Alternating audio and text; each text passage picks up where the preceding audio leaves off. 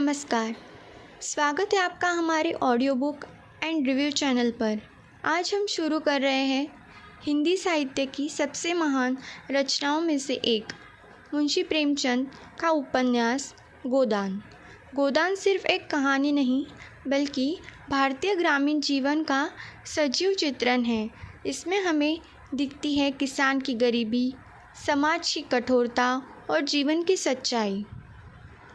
कहानी की शुरुआत होती है होरी महतो से, एक साधारण किसान जिसकी सबसे बड़ी इच्छा है कि वह मरने से पहले एक गाय खरीद ले और गोदान करे।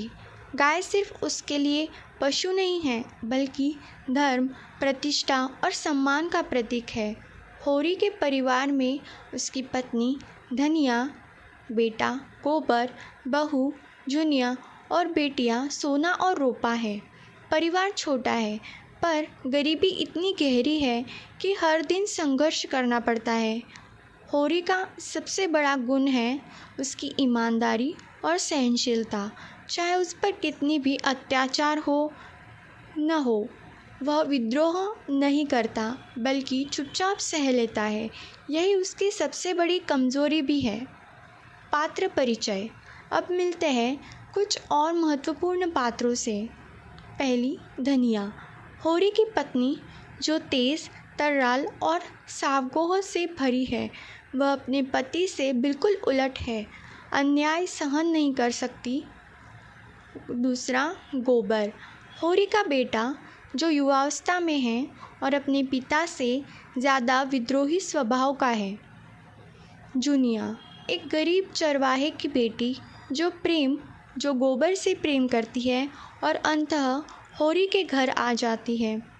राय साहब और राय साहब की पत्नी ज़मींदार वर्ग का प्रतिनिधित्व करते हैं जो किसानों का शोषण करते हैं।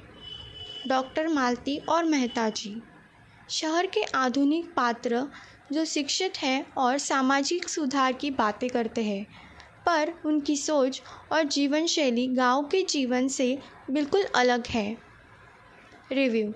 इस पहले भाग से ही हमें पता चलता है कि प्रेमचंद ने गोदान में सिर्फ एक परिवार की कहानी नहीं बल्कि पूरे भारतीय समाज का चित्रण किया है।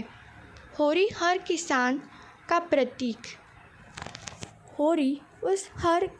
का प्रतीक है जो गोबर और कर्ज में दबा है, जो गरीबी और कर्ज में दबा है, लेकिन फिर भी धर्म और परंपरा के लिए जीता है।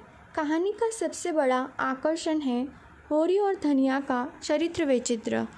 होरी सहनशील है जबकि धनिया जुरारू है।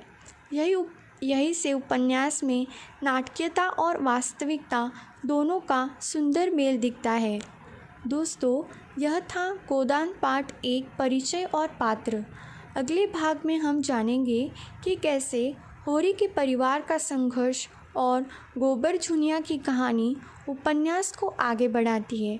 अगर आपको यह वीडियो पसंद आया हो तो चैनल को लाइक, शेयर और सब्सक्राइब करना ना भूलें। धन्यवाद।